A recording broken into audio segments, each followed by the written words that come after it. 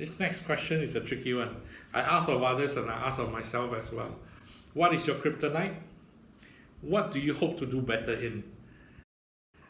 I feel at this point in time, or have been for the past few years, I hope to be doing better in not just interpersonal, I don't know if you call it interpersonal, being able to connect with folks online. So I'll receive emails of submissions, but I always end up waiting to blog about the items first before I reply to the email and to say that I blogged about you, this is the link, hope you can link back as well. And a lot of times I miss doing that. Through the span of doing things as fast and quick as days go by, I always end up missing that aspect, missing doing that aspect. And I feel pretty bad that it's as if I am not replying on purpose. So I apologize to everyone. No, it's not.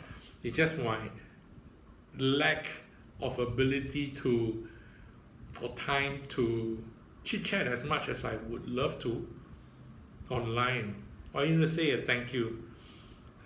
And that is something which I hope to be able to spend more time in doing if I continue to blog and if I continue to do toy news.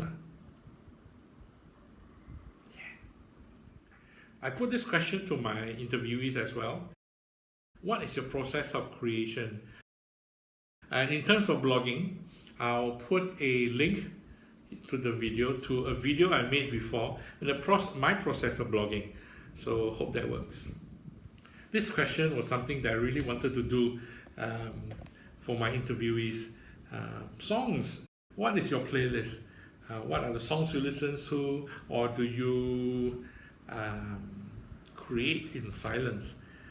A lot of times, even for myself when I blog, in the initial onset of blogging, on the start of the day, I always end up listening to podcasts, quite a bit of podcasts, news context, maybe to get myself in the mood of, how should I put it? I start the day off blogging and I end the day watching media.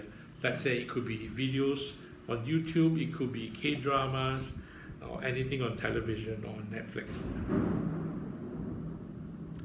So I start the day off with, after waking up, with getting myself into the mood of of news, sharing news. So I listen to podcasts as I collate the stories for the day, what I plan in terms of editorial, what I'll talk about. And when I begin to blog, I put myself into a more relaxed mode and probably will listen to my songs that I listen to. Actually, a lot of them recently are Korean pop, K-pop. I used to ask myself, why K-pop? And I recognize as well, because I don't understand the language. And if I don't understand the language, which is a bit tricky now because I understand a bit after watching a lot of K-dramas and programs, a little bit, keywords. But generally, I don't understand words enough for me to stop and listen to the lyrics. So I just enjoy the music, I'll just enjoy the songs and the sound, the soundscape, and be jazzed by it. On the other side, I listen to 80s music. I'm still very 80s stuck. My mind is still stuck in the 80s. And a lot of 80s music for me, I remember them for their lyrics as well, and how the lyrics impacted me. So if I hear a 80s music, if it's something that I'm familiar with, that I will not choose to listen to the words, the lyrics. I'll just listen to the song and that'll spur me on. But inevitably, I will pause because I remember the lyrics. And so 80s songs, they are evocative to me because of the lyrics. But right now I listen to K-pop because I don't pause for the lyrics. Does that make sense? Unless I pause to watch the music video. Yeah. So yeah, K-pop. Before K-pop, it was J-pop for many years as well. But then again, phases. Phases. Oh, I forgot to mention what K-pop I listen to. I am a huge fan of Luna. I don't dare to call myself an Orbit, maybe old bit. But Luna, when they are more active, I will not go into details of what BBC has done to them. I blog about it. I'll put a link. But other than Luna, a lot of times it's girl groups.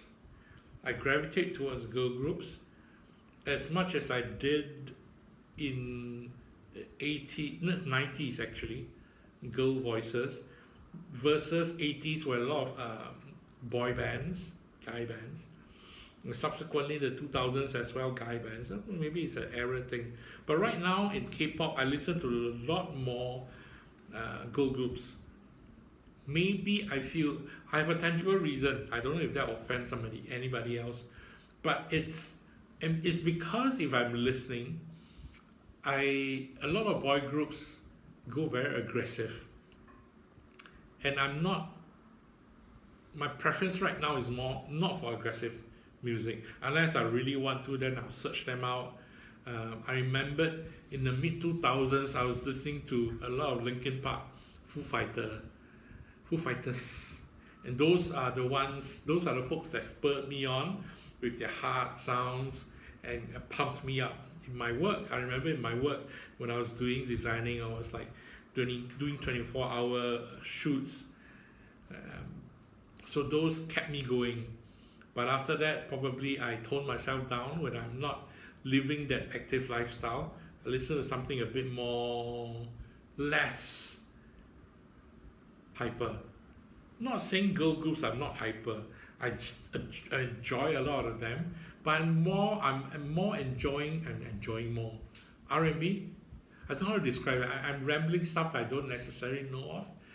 Even like recent Billy, I'm listening to a bit of Billy because I enjoy their R&B-esque aspect, or the R&B Red Velvet. Wow, I really enjoy Red Velvet quite a bit.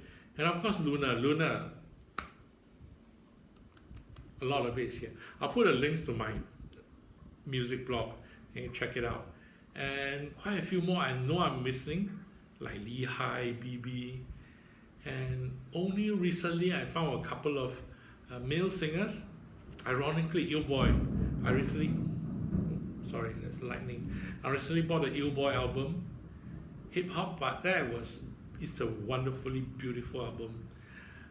But other than that, girl bands, girl groups, and I love AAA, Asia, Acid Angels of Asia. I'm still not listening a bit of Triple S, but I'm not totally sold yet. But I am slowly listening to them more because of Artemis starting, and that by virtue of connection is it does affect my preferences. It does. All of them do. Yeah, I'm still active in the K-pop, or rather the K-pop scene music is active in my mind. Sorry, I'm rambling because I'm trying. In my mind is multiple music. As much as I like to edit multiple music, and I know they'll just be copyright striked, and I don't know if I want to go into doing that yet, but we'll see.